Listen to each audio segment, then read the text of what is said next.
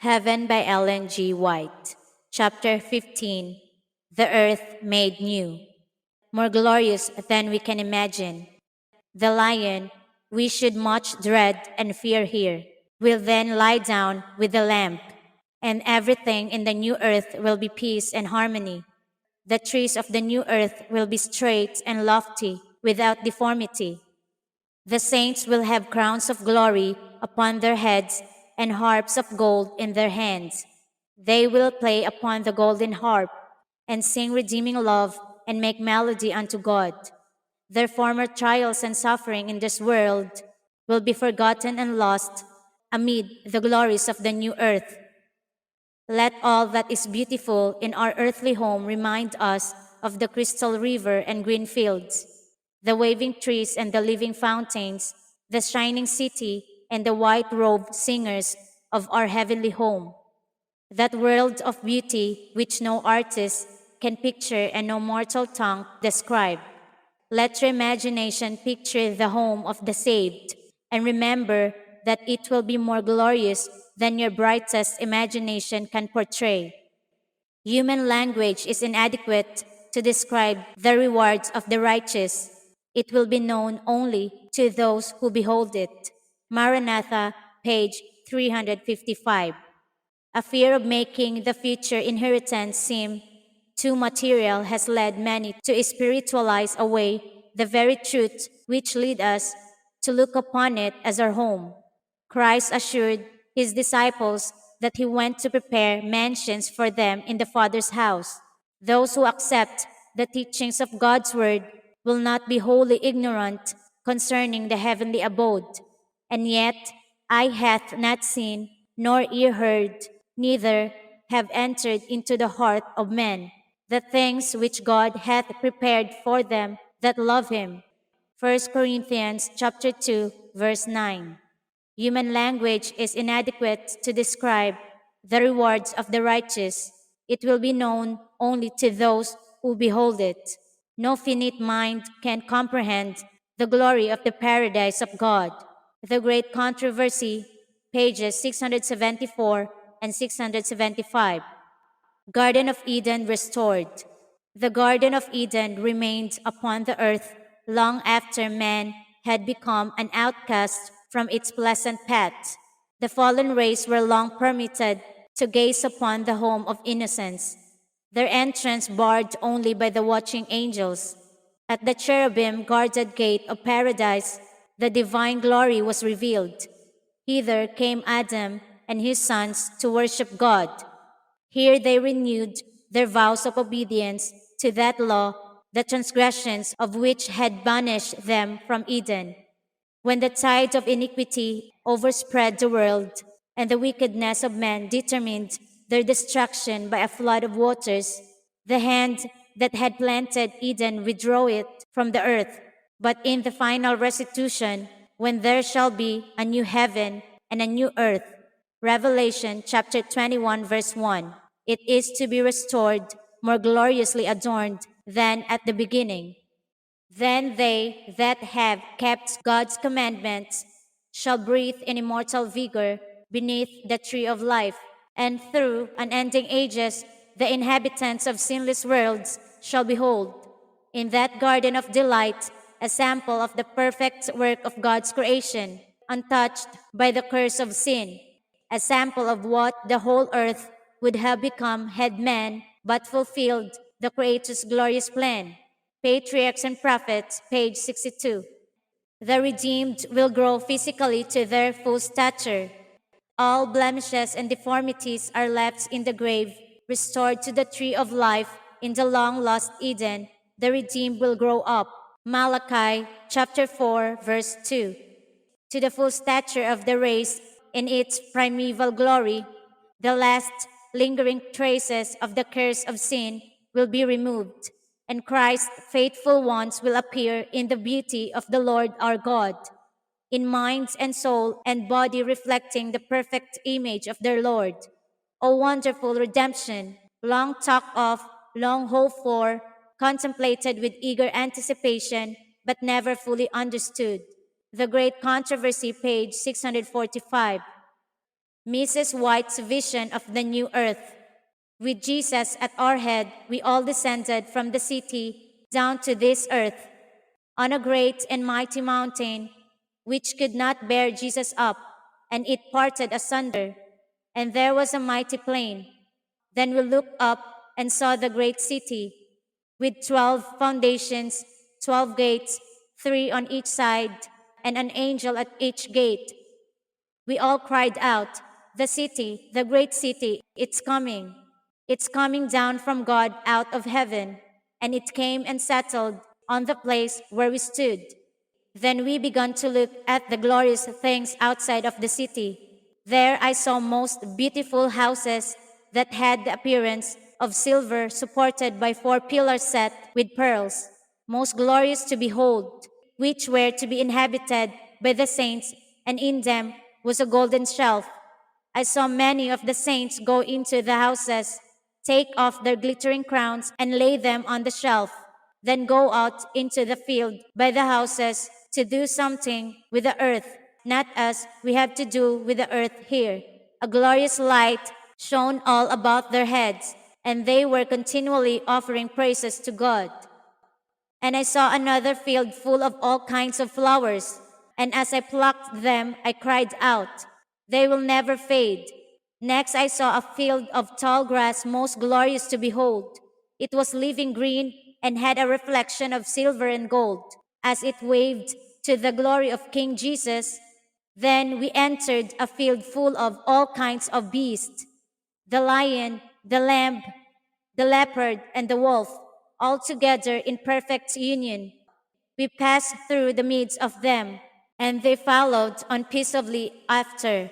Then we entered a wood, not like the dark woods we have here, but light and beautiful. The branches of the trees waved to and fro, and we all cried out, "We will dwell safely in the wilderness and sleep in the woods." We passed through the woods, for we were on our way to Mount Zion. As we were traveling along, we met a company who were also gazing at the glories of the place. I noticed red as a border on their garments. Their crowns were brilliant. Their robes were pure white. As we greeted them, I asked Jesus who they were. He said, "They were martyrs that had been slain for him." With them was an innumerable company of little ones. They had a hem of red on their garments also.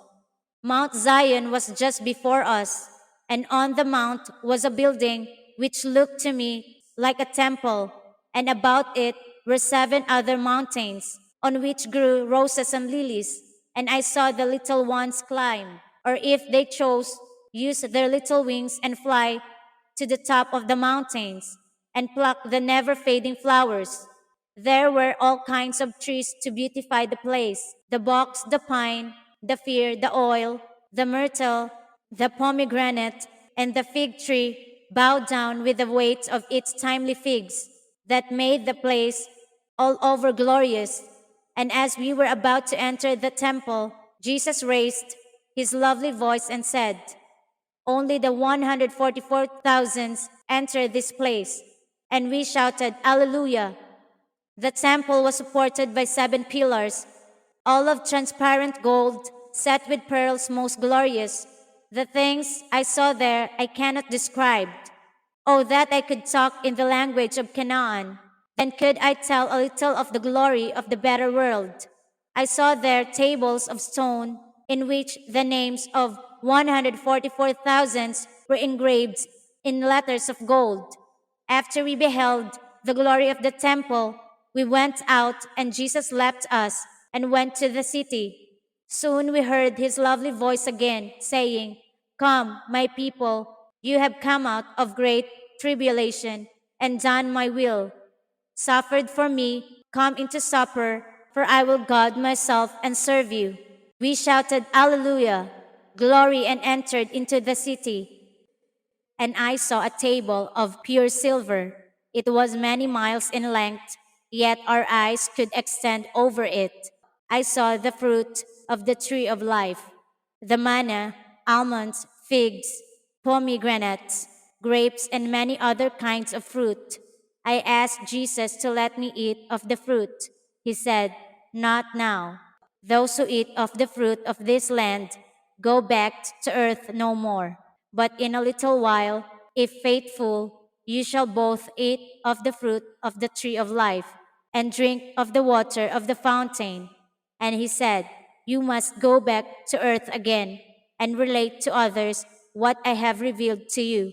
Then an angel bore me gently down to this dark world. Spiritual Gifts, Volume 2, pages 52 to 55.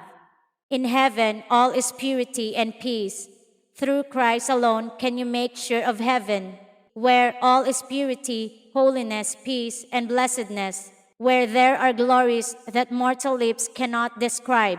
The nearest we can come to a description of the reward that awaits the overcomer is to say that it is a far more exceeding and the eternal weight of glory. It will be an eternity of bliss, a blessed eternity, unfolding new glories throughout the ceaseless ages. Testimonies for the Church, Volume 8, page 131. No tree of knowledge in the new earth. Not all the conditions of that first school of Eden will be found in the school of the future life. No tree of knowledge of good and evil will afford opportunity for temptation. No tempter is there, no possibility of wrong. Every character has withstood the testing of evil, and none are longer susceptible to its power. Education, page 302. No sea. The sea divides friends. It is a barrier between us and those whom we love. Our associations are broken up by the broad, fathomless ocean. In the new earth there will be no more sea, and there shall pass there no galley with oars. In the past, many who have loved and served God have been bound by chains to their seats in galleys, compelled to serve the purpose of cruel, hard-hearted men. The Lord has looked upon their suffering in sympathy and compassion. Thank God, in the earth made new, there will be no fierce torrents, no engulfing ocean, no restless murmuring waves. Manuscript 33, 1911, quoted in Maranatha, page 351. No tears or funerals. In the home of the redeemed, there will be no tears, no funeral trains, no badges of mourning. The inhabitant shall not say, "I am sick." The people that dwell therein shall be forgiven their iniquity. Isaiah chapter 33, verse 24. One rich tide of happiness will flow and deepen as eternity rolls on. Let us consider most earnestly the blessed hereafter. Let our faith pierce through every cloud of darkness and behold him who died for the sins of the world. He has opened the gates of paradise to all who receive and believe on him. To them he gives power to become the sons and daughters of God. Let the afflictions which pain us so grievously become instructive lessons, teaching us to press forward toward the mark of the prize of our high calling in Christ. Let us be encouraged by the thoughts that the Lord is soon to come. Let this hope gladden our hearts. We are homeward bound. He who loved us so much as to die for us hath builded for us a city. The New Jerusalem is our place of rest. There will be no sadness in the city of God, no wail of sorrow, no dirge of crushed hopes and buried affections will evermore be heard. Soon the garments of heaviness will be changed for the wedding garment. Soon we shall witness the coronation of our King. Those who live have been hidden with Christ. Those who on this earth have fought the good fight of faith will shine forth with the Redeemer's glory in the kingdom of God. Testimonies for the Church, Volume 9, pages 286 and 287, quoted in Maranatha, page 352. No marriages or birth. There are men today who express their belief that there will be marriages and birth in the new earth. But those who believe the scriptures cannot accept such doctrines. The doctrine that children will be born in the new earth is not a part of the sure word of prophecy. The words of Christ are too plain to be misunderstood. They should forever settle the questions of marriages and birth in the new earth. Neither those who shall be raised from the dead, nor those who shall be translated without seeing death, will marry or be given in marriage. They will be as the angels of God, members of the royal family. Manuscript 28, 1904, quoted in Maranatha, page 369. No night or need of rest. In the city of God, there shall be no night. None will need or desire repose. There will be no weariness in doing the will of God and offering praise to his name. We shall ever feel the freshness of the morning and shall ever be far from its close. And they need no candle, neither light of the sun, for the Lord God giveth them light. Revelation chapter 22, verse 5. The lights of the sun will be superseded by a radiance which is not painfully dazzling, yet which immeasurably surpasses the brightness of our noontide. The glory of God and the Lamb floods the holy city with unfading light. The redeemed walk in the sunless glory of perpetual day. The Great Controversy, page 676. No temple but face-to-face communion. I saw no temple therein, for the Lord God Almighty and the Lamb are the temple of it. Revelation chapter 21, verse 22. The people of God are privileged to hold open communion with the Father and the Son. Now we see through a glass darkly. 1 Corinthians chapter 13, verse 12. We behold the image of God reflected, as in a mirror, in the works of nature and his dealings with men. But then we shall see him face to face, without a dimming veil between. We shall stand in his presence and behold the glory of his countenance. The Great Controversy, pages 676 and 677. No pain, sickness, or death. Oh, I long for Jesus to come. I long for that home in the kingdom of glory where there will be no sickness, no sorrow, no pain, no death. Letter 64A, 1889, quoted in the Manuscript Releases, Volume 10, page 383. No contention or discord. No voices of contention mar the sweet and perfect peace of heaven. It is inhabitant, no sorrow, no grief, no tears. All is in perfect harmony, in perfect order and perfect bliss. Heaven is a home where sympathy is alive in every heart, expressed in every look. Love reigns there. There are no jarring elements, no discord or contentions or war of words. Letter 30, 1882, quoted in Last Day Events, page 296.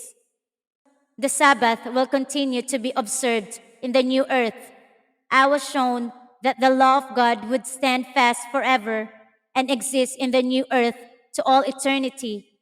At the creation, when the foundations of the earth were laid, the sons of God looked with admiration upon the work of the Creator, and all the heavenly hosts shouted for joy.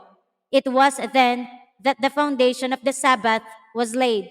At the close of the 6 days of creation, God rested on the seventh day from all his work which he had made.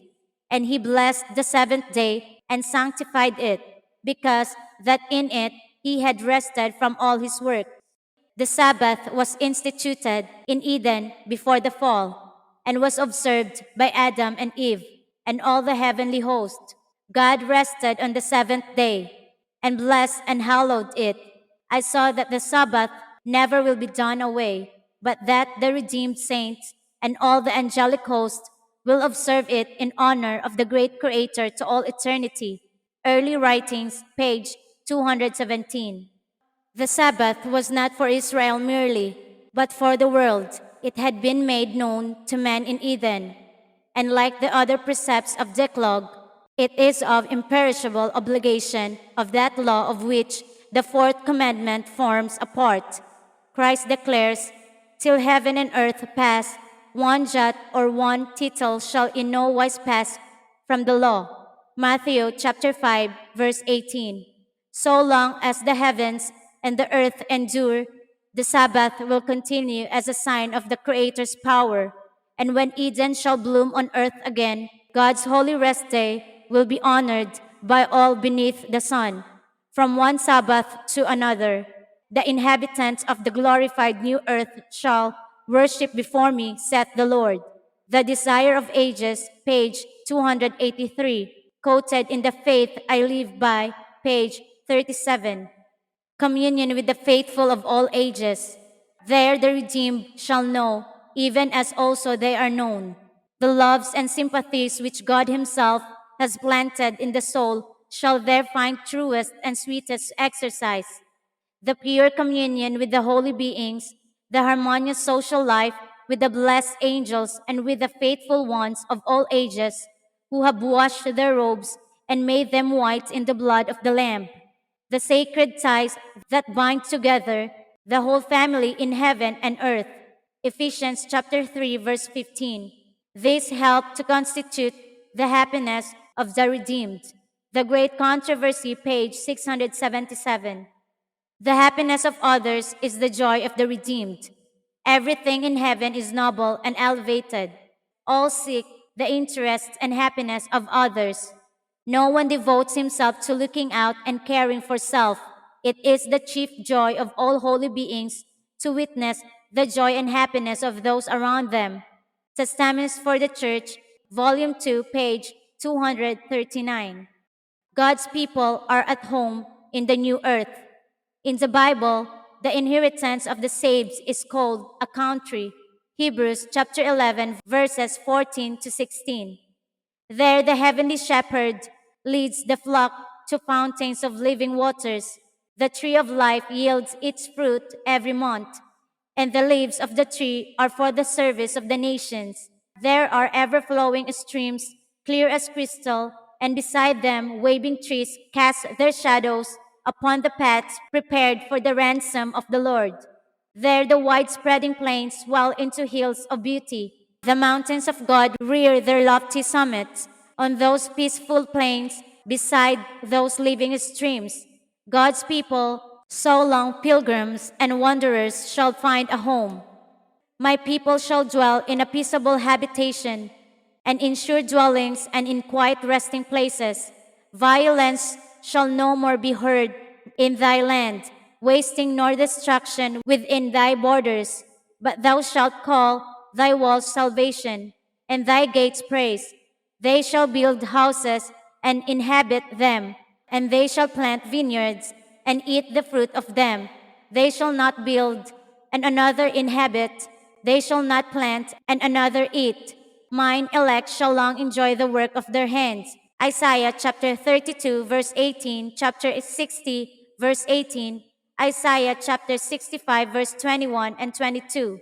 There the wilderness and the solitary place shall be glad for them, and the desert shall rejoice and blossom as the rose. Instead of the thorn shall come up the fir tree, and instead of the briar shall come up the myrtle tree. The wolf also shall dwell with the lamb, and the leopard shall lie down with the kid, and a little child shall lead them. They shall not hurt nor destroy in all my holy mountain, saith the Lord.